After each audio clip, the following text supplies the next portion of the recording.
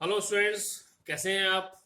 मुझे पूरा विश्वास है कि आप लॉकडाउन की छुट्टियों का पूरा इस्तेमाल कर रहे होंगे तो और अपनी पढ़ाई का भी साथ साथ ध्यान दे रहे होंगे।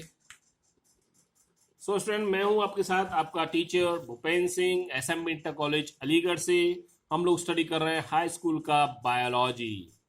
सो कमेंट्रीज, आज है 23 अप्रैल। सो हम लोग आज स्टडी करेंगे एनसीईआरटी चैप्टर 6 का साइंस, लाइफ प्रोसेसेस, जीवन प्रक्रियाएं। इसके अंतर्गत हमें स्टडी करना है आज जंतुओं में पोषण। आइए थोड़ा सा प्रीवियस नॉलेज को देखते हैं। इससे पहले के टॉपिक्स में हमने पढ़ा पोषक और पोषक तत्वों के बारे में, स्वपोषी परपोषी के बारे में, स्वपोषण के प्रकार, प्रकाश संश्लेषण और इसके प्रयोग के बारे में, परपोषण और उसके प्रकार जैसे सहजीविता, परजीविता, मृतोपजीविता। आज हम लोग स्टडी करते हैं जंतुओं में पोषण की विधि के बारे में, प्राणी संभोजी भोज्य प्रवृत्ति। प्राणी संभोजी भोज्य प्रवृत्ति यानी होलोजाइक मोड ऑफ न्यूट्रिशन। सभी जंतुओं में एक विशेष प्रकार की पद्धति जिसके अंदर कुछ अपने अलग स्टेप्स होते हैं। तो अभी हम लोग बात करते हैं जंतुओं में भोजन को ग्रहण करने की एक विशेष पद्धति होती है जो 5 पदों का अनुकरण जरूर करती है।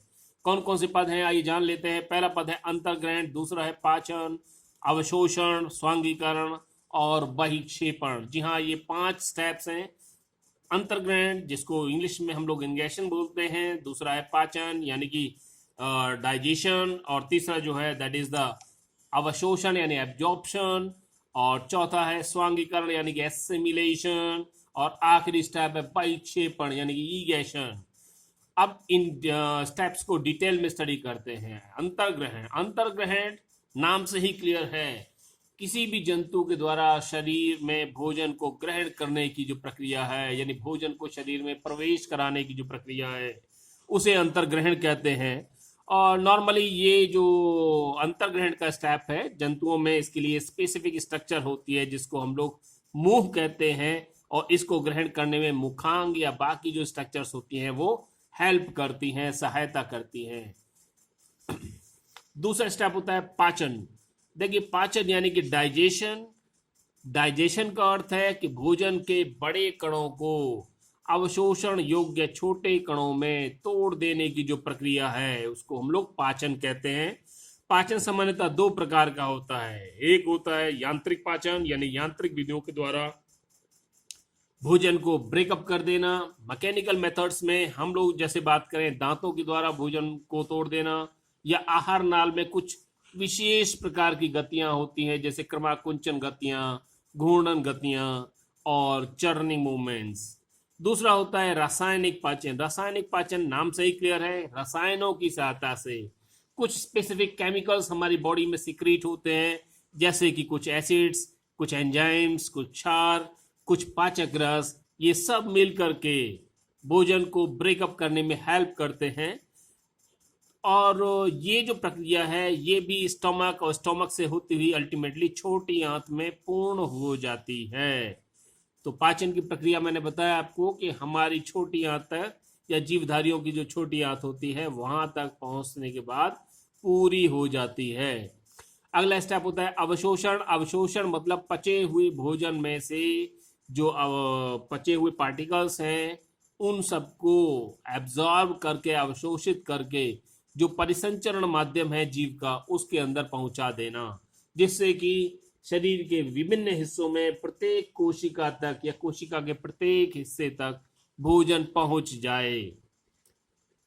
ये प्रक्रिया भी हमारे शरीर में अगर बात करें तो बड़ी आंत तक पूरी हो जाती है। शुरुआत हो जाती है इसकी स्मॉल इंटेस्टाइन के आखिरी भाग से, और बड़ी आंत के खत्म होते होते अल्टीमेटली ये अवशोषण की प्रक्रिया भी पूरी हो जाती है।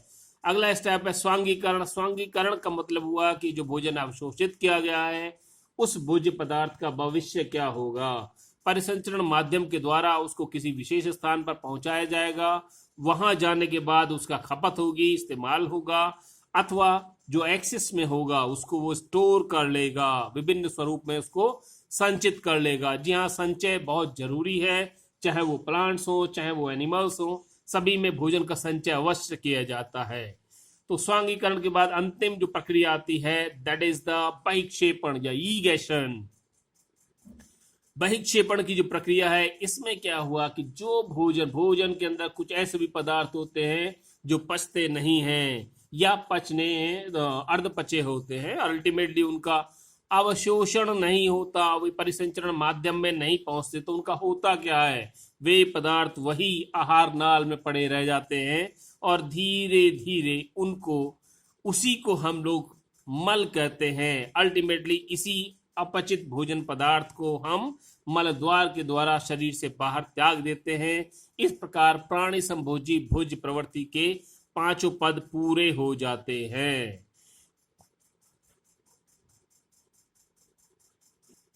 सो स्टूडेंट्स, एनसीईआरटी के हिसाब से अगला जो टॉपिक है आपके यहाँ, दैट इज द अमीबा में पोषण।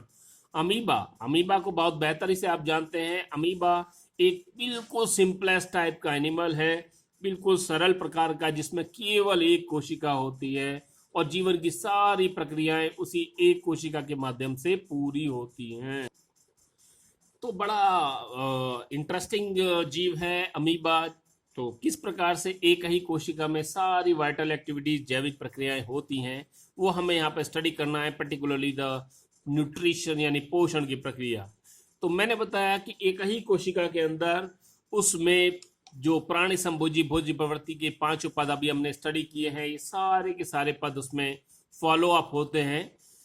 पहला पद अंतर्ग्रहण। तो होता क्या है कि अमीबा में स्पेशल स्ट्रक्चर्स बनती हैं जिन्हें कि हम लोग कूटपाद या सूडोपोडिया कहते हैं। इन सूडोपोडिया की सहायता से, इन कूटपाद की सहायता से अमीबा धीरे धीरे अपने शिकार को, भोजन को पकड़ लेता है और उसको शरीर में ग्रहण करता है।